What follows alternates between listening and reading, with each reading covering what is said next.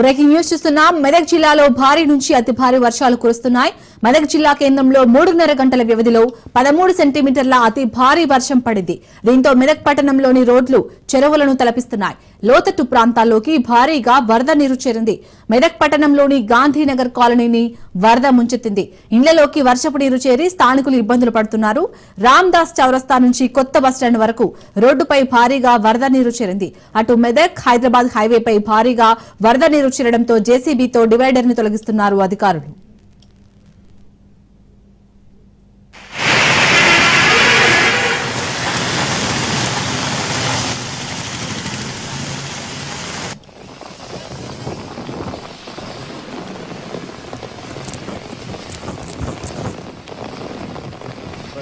पानी बड़ा होता है।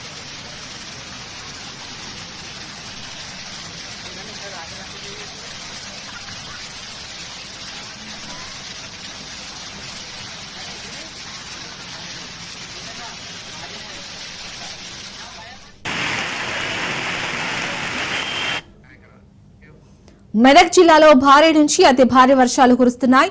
మెదక్ జిల్లా కేంద్రంలో 3.5 గంటల వ్యవధిలో 13 సెంటీమీటర్ల అతి భారీ వర్షం పడింది. దీంతో మెదక్ పట్టణంలో రోడ్లు చెరువులను తలపిస్తున్నాయి. లోతట్టు ప్రాంతాల్లోకి భారీగా వరద నీరు చేరింది. మెదక్ పట్టణంలోని గాంధీనగర్ కాలనీని వరద ముంచెత్తింది. ఇండ్లలోకి వర్షపు నీరు చేరి స్థానికులు ఇబ్బందులు పడుతున్నారు. రామ్దాస్ చౌరస్తా నుంచి కొత్త బస్టాండ్ వరకు రోడ్డుపై భారీగా వరద నీరు చేరింది. అటు మెదక్ హైదరాబాద్ హైవేపై భారీగా వరద నీరు చేరడంతో జేసీబీతో డివైడర్ ను తొలగిస్తున్నారు అధికారులు.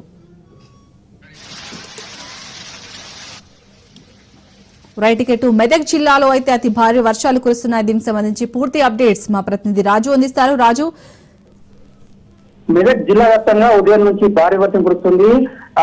ఉదయం 9 గంటల నుంచి ప్రారంభమై సుమారు 12 గంటల వరకు కురిసింది. ఇప్పటికే 13 సెంటీమీటర్ వర్షం కురిసినట్టుగా అధికారులు చెప్తా ఉన్నారు. మొత్తానికి రామ్దాస్ చౌరస్తా నుంచి అటు హైదరాబాద్ నర్సాపూర్ అటు బోధన్ వెళ్లే రోడ్ మొత్తం పూర్తిగా హైవే మొత్తం పూర్తిగా వాటర్ రావడంతో వాహనాలు ఇప్పటికే మళ్లించారు. పాఠశాలలకు విద్యా సంస్థలన్నీ కూడా సెలవు ప్రకటించి ఇప్పటికే అందరినీ కూడా సురక్షిత ప్రాంతాలకు తరలించిన పరిస్థితి కనిపిస్తా ఉంది. మెదక్ పట్టణం అంతా కూడా లోతట్టు ప్రాంతాలంతా కూడా జలమయమయ్యాయి.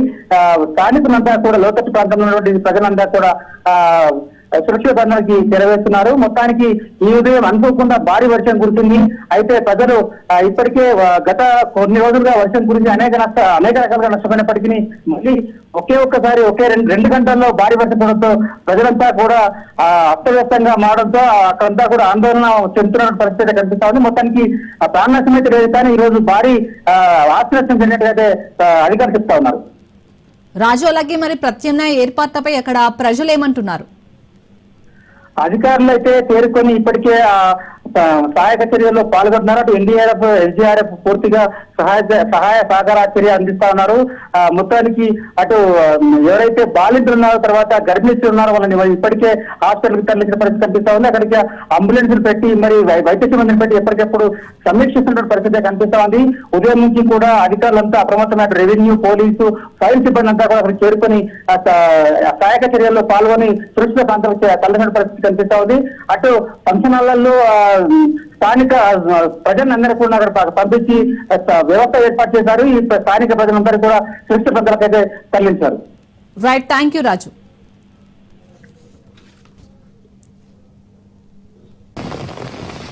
पानी बड़ा होता है।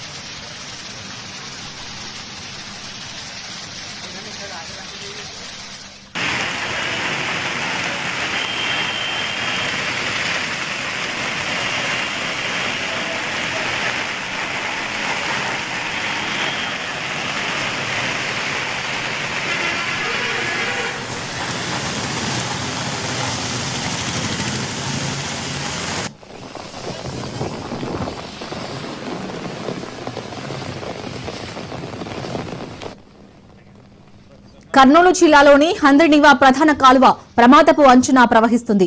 మద్దికేర మండలం ఎడవల్లి గ్రామం వద్ద హంద్రినీవా కాలువ గట్టుపై నుంచి నీరు పారుతుంది. గత రాత్రి నుండి కురుస్తున్న భారీ వర్షానికి హంద్రినీవా నీటితో పాటు వర్షపు నీళ్లు తోడవడంతో హంద్రినీవా కాలువ గట్టుపై నీళ్లు పారుతున్నాయి. హంద్రినీవా కాలువ గట్టు తెగి తమ పొలాలు ముంపుకు గురవుతాయని రైతులు ఆందోళన వ్యక్తం చేస్తున్నారు. దీంతో రైతులే సొంతంగా జేసీబీని ఏర్పాటు చేసుకుని హంద్రినీవా ప్రధాన కాలువ నీళ్లు బయటకు రాకుండా మట్టి వేసి మరమ్మత్తు పనులు కొనసాగిస్తున్నారు.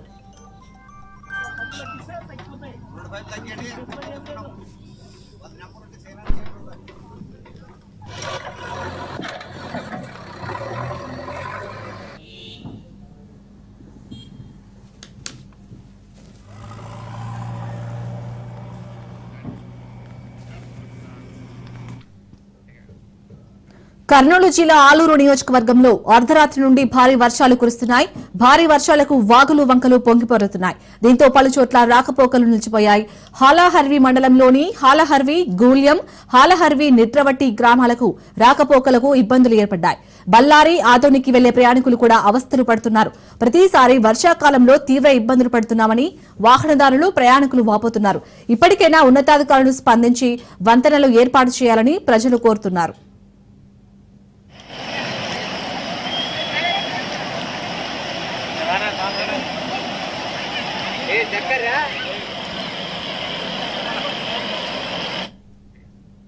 కర్నూలు జిల్లా మంత్రాలయం సమీపంలో ఉన్న దరువంపు వాగులో ఏపీఎస్ఆర్టీసీ బస్సు ఇరుక్కుంది. త్రుటిలో ప్రాణాపాయం నుంచి డ్రైవర్, కండక్టర్, మరో ప్రయాణికుడు బయటపడ్డారు. అర్ధరాత్రి నుంచి కురుస్తున్న భారీ వర్షాలకు దరువంపు వాగు పొంగి ప్రవహిస్తుంది. దీంతో గ్రామీణ ప్రాంతాల విద్యార్థుల కోసం వెళ్తున్న సమయంలో ఆర్టీసీ బస్సు వాగులో ఇరుక్కుంది. గతంలో కూడా చాలాసార్లు బస్సులు, స్కూటర్లలో ఇరుక్కొని ఇబ్బందులు పడ్డారు.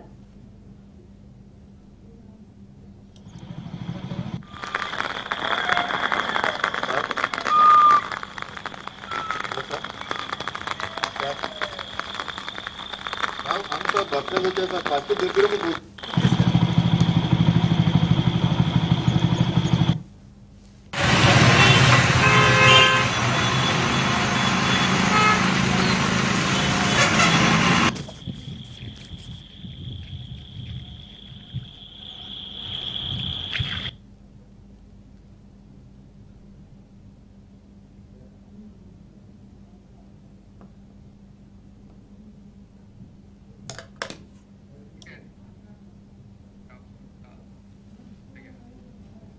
రాష్ట్రంలో రైల్వే ప్రాజెక్టులపై కమాండ్ కంట్రోల్ సెంటర్లో రైల్వే ఉన్నతాధికారులతో ముఖ్యమంత్రి రేవంత్ రెడ్డి సమీక్ష నిర్వహించారు. ఈ సమీక్షకు ఎంపీ కడియం కావ్య, సీఎం సలహాదారు వేం నరేందర్ రెడ్డి, ప్రభుత్వ ప్రధాన కార్యదర్శి Ramakrishna Rao, T R and B special secretary Vikas Raj, CM principal secretary Srinivasaraj, finance secretary Sandeep Kumar Sultania, దక్షిణ మధ్య railway general manager Sanjay Kumar Srivastava తదితరులు హాజరయ్యారు.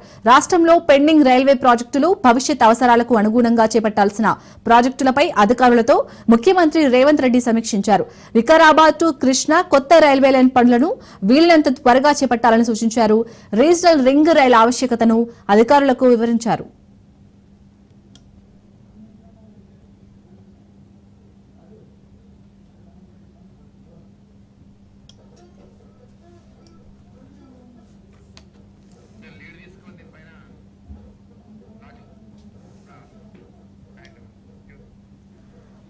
రాష్ట్రంలో రైల్వే ప్రాజెక్టులపై అయితే కమాండ్ కంట్రోల్ సెంటర్లో రైల్వే ఉన్నతాధికారులతో ఇటు ముఖ్యమంత్రి రేవంత్ రెడ్డి సమీక్షకు సంబంధించి పూర్తి అప్డేట్స్ మా ప్రతినిధి రాజు అందిస్తారు. రాజు,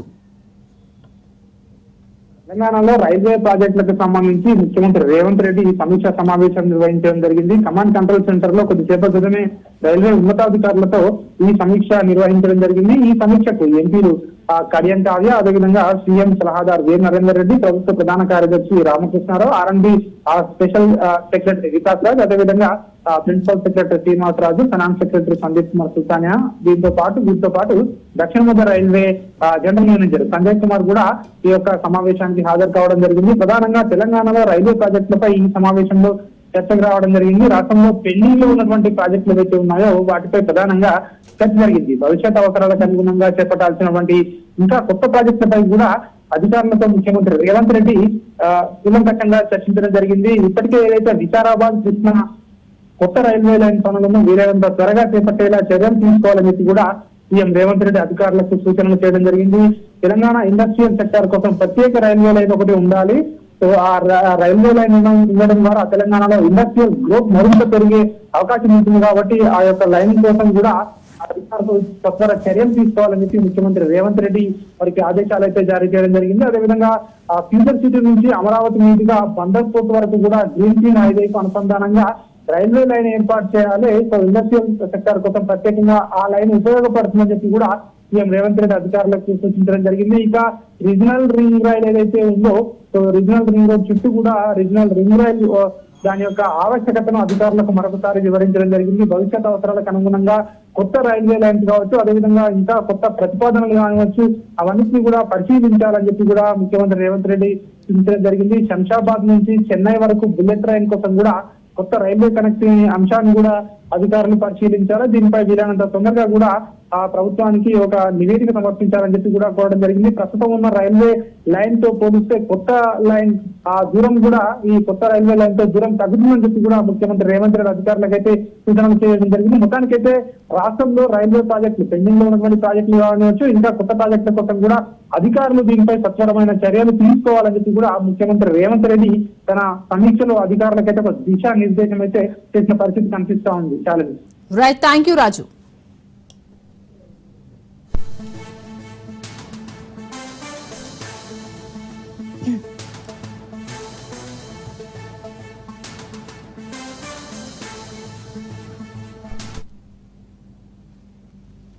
హన్మకొండ జిల్లా ఐనవోలు మండలం కొండపర్తి గ్రామంలో యూరియా కోసం రైతులు అవస్థలు పడుతున్నారు.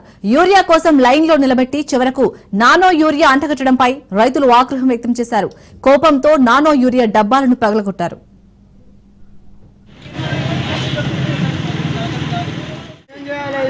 గొడవ కాంగ్రెస్ ప్రభుత్వం చేసే అసలు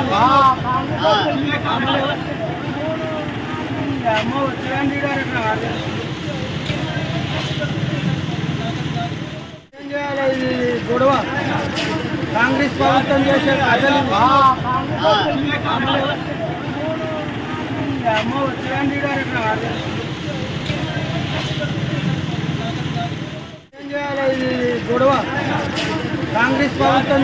అసలు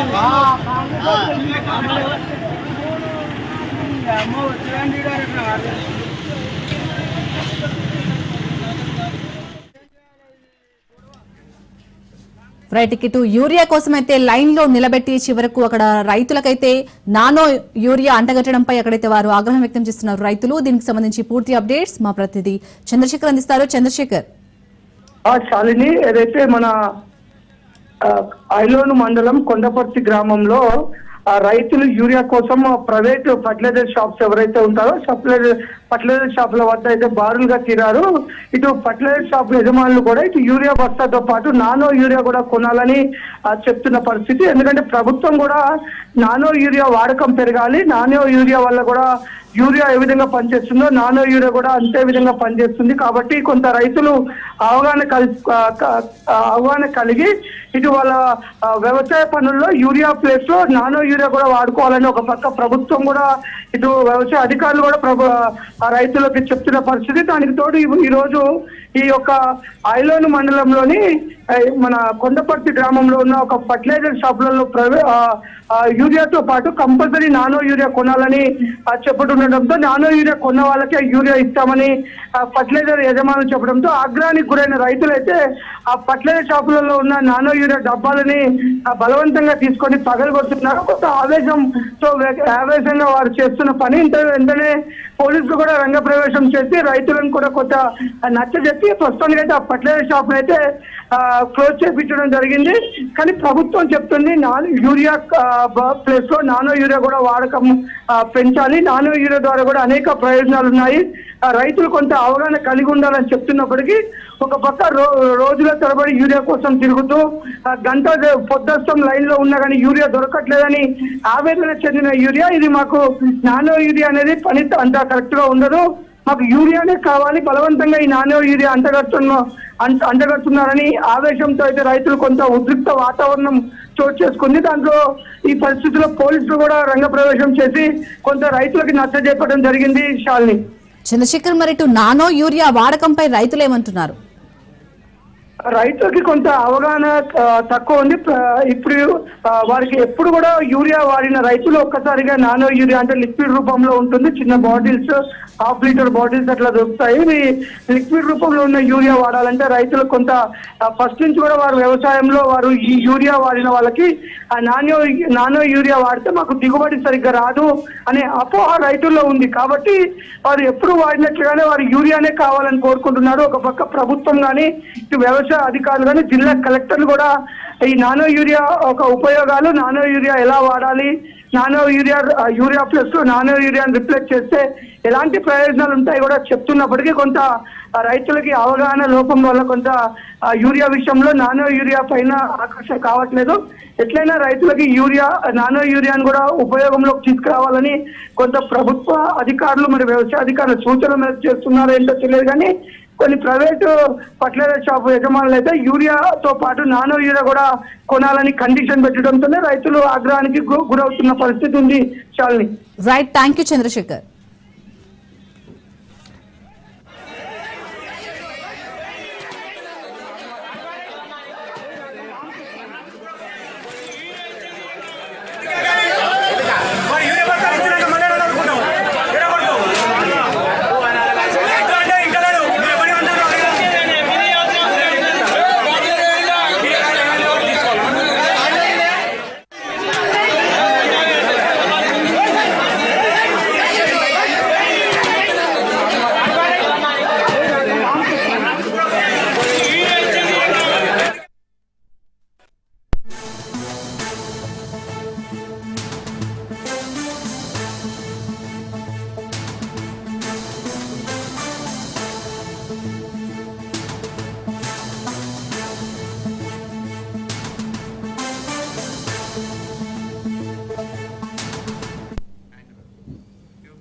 తెలంగాణ సెక్రటేరియట్ లో ఇంటర్నెట్ సేవలకు అంతరాయం ఏర్పడింది. దీంతో పలు శాఖల్లో సేవలు స్తంభించాయి. ఉదయం నుంచి ఇంటర్నెట్ సేవలు నిలిచిపోవడంతో సచివాలయ ఉద్యోగులు ఇబ్బందులు పడ్డారు.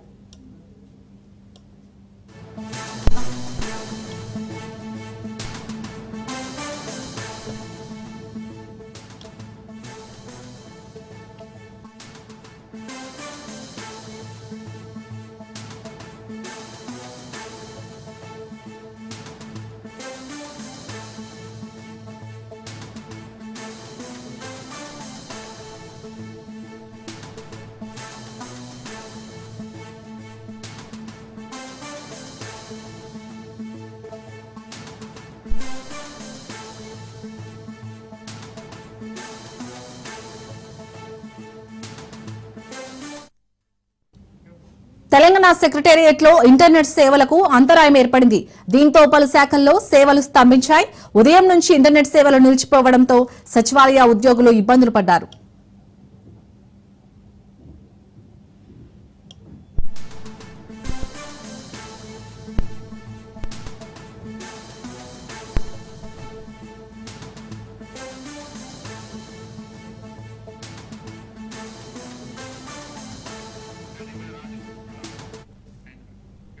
రైట్, ఇటు తెలంగాణ సెక్రటేరియట్ లో అయితే ఇంటర్నెట్ సేవలకు అంతరాయం ఏర్పడినట్టుగా తెలుస్తోంది. దీనికి సంబంధించి పూర్తి అప్డేట్స్ మా ప్రతినిధి రాజు అందిస్తారు. రాజు.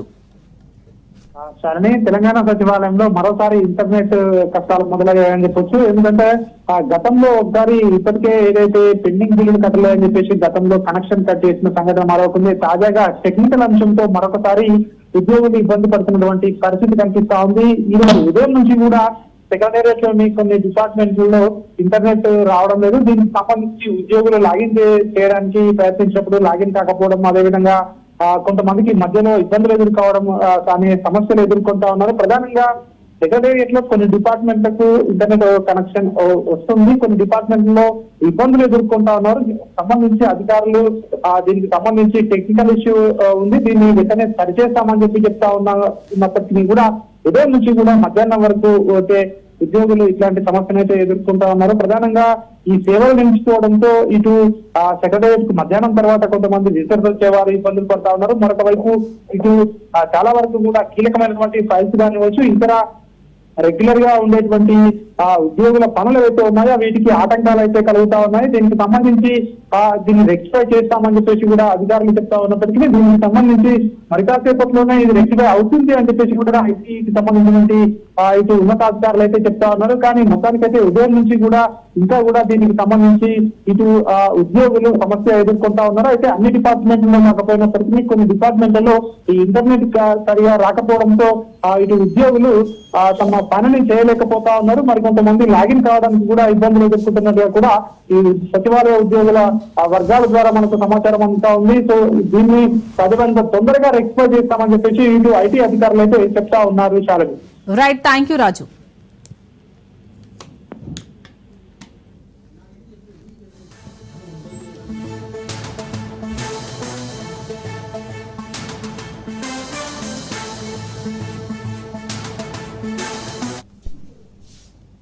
పరీక్షలను సరిగ్గా నిర్వహించకపోవడం పబ్లిక్ సర్వీస్ కమిషన్ వైఫల్యమని సిపిఐ రాష్ట్ర కార్యదర్శి ఎమ్మెల్యే కూనంనేని సాంబశివరావు అన్నారు.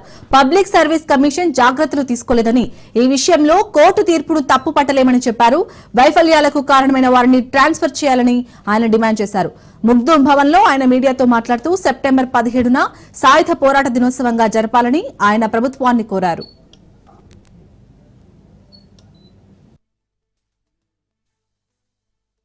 సెప్టెంబర్ 11న ఆనాడు తెలంగాణ రైతాంగ సాయుధ పోరాటానికి పిలుపునిచ్చినటువంటి రోజు ఈ రోజు. ఈ ప్రభుత్వం, ఇప్పుడు కాంగ్రెస్ ప్రభుత్వం అధికారంలోకి వచ్చింది. ఈ ప్రభుత్వం అర్థం చేసుకోవాలి. ఈ ప్రభుత్వం అర్థం చేసుకుని అప్పుడు ఆనాడు తెలంగాణ ఉద్యమ కాలంలో కాంగ్రెస్ మీద కేసీఆర్ అనేక విమర్శలు పెట్టారు. విలీన దినోత్సవాన్ని ఎందుకు జరపడం, లేకపోతే తెలంగాణ సాయుధ పోరాట దినోత్సవాన్ని ఎందుకు జరపడం అని బాగా విమర్శలు పెట్టాడు. ఆయన అధికారంలోకి వచ్చినాక పట్టించుకోలేదు. అన్ని రంగాల ప్రజల నుంచి వ్యతిరేకత మొదలై ఆ డిమాండ్ ఎక్కువైనాక సమైక్యత దినోత్సవం అని పేరు పెట్టాడు. ఈ కాంగ్రెస్ పార్టీ వచ్చింది, మన రేవంత్ రెడ్డి గారి ప్రభుత్వం వచ్చింది. వీరైనా సరే దాన్ని సాయుధ పోరాటం గుర్తించాల్సిన అవసరం ఉందా లేదా రేవంత్ రెడ్డి గారు కూడా ఆలోచన చేసుకోవాలి. అందువల్ల ఇది సమస్యను పక్కదారి పట్టించడం తప్పితే ముస్లింస్ కూడా ఎవరు కూడా దీన్ని వ్యతిరేకించరు. ఇది లేకపోతే హిందూ అనుకోవడం అనేది లేదు. ఇక్కడ ఉన్నది సమస్య. అందువల్ల దీనిపైన రేవంత్ రెడ్డి గారు మంచి నిర్ణయం చేసి తెలంగాణ రైతాంగ పోరాట దినోత్సవంగా దీన్ని గుర్తించాలి. సాయుధ పోరాటం మనం పెట్టకపోయినా, లేకపోతే హైదరాబాద్ సంస్థానం నుంచి భారతదేశంలో విలీనమైన రోజుగా అయినా దీన్ని గుర్తించాలి. విజయవాడ న్యూ రాజరాజేశ్వరిపేటలో MLA Bonda Uma VMC commissioner ధ్యానచంద్రతో కలిసి పర్యటించారు. మంత్రి నారాయణ డయేరియా ప్రబలిన ప్రాంతాల్లో వాస్తవ పరిస్థితిని పరిశీలించారు. స్థానికంగా ఏర్పాటు చేసిన మెడికల్ క్యాంప్లో చికిత్స పొందుతున్న బాధితులను పరామర్శించి ధైర్యం చెప్పారు. డయేరియా ప్రబలడానికి గల కారణాలపై డీఎంహెచ్ఓ సుహాసిని మున్సిపల్ అధికారులతో చర్చించారు. ఆ తర్వాత కొత్త ప్రభుత్వ ఆసుపత్రిలో చికిత్స పొందుతున్న రోగులను పరామర్శించారు. బాధితులకు మెరుగైన వైద్యం అందించాలని వైద్యులకు సూచించారు. మంత్రి నారాయణ ప్రస్తుతం బాధితులందరి ఆరోగ్యం నిలకడగా ఉందన్నారు. వదంతులు నమ్మవద్దని, బాధితులకు ప్రభుత్వం అన్ని విధాలుగా అండగా ఉంటుందన్నారు ఎమ్మెల్యే బోండా ఉమా.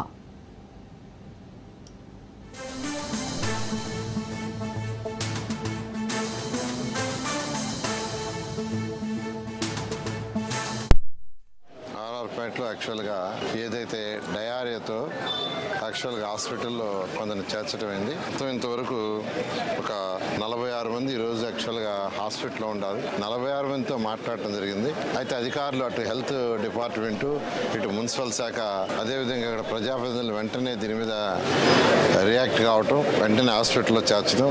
వాళ్ళందరికీ యాక్చువల్గా వామిటింగ్స్ అండ్ మోషన్స్ ఉన్నాయి.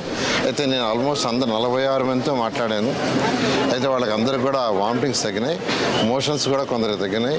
కొందరు డిశ్చార్జ్ అవుతున్నారు, కొందరు ఇవాళ ఈవినింగ్, కొందరు రేపు డిశ్చార్జ్ అవుతారు. అదేవిధంగా పబ్లిక్ హెల్త్ అని పిలిపించాం. ఆల్రెడీ ఒకసారి టెస్ట్ చేశారు. వాటర్ టెస్ట్ చేస్తే వాటర్ టెస్ట్లో ఎటువంటి ప్రాబ్లం లేదని వచ్చింది. అయినా ఇవి ఇప్పటివరకు ఉన్న updates. For more updates keep watching Raj news.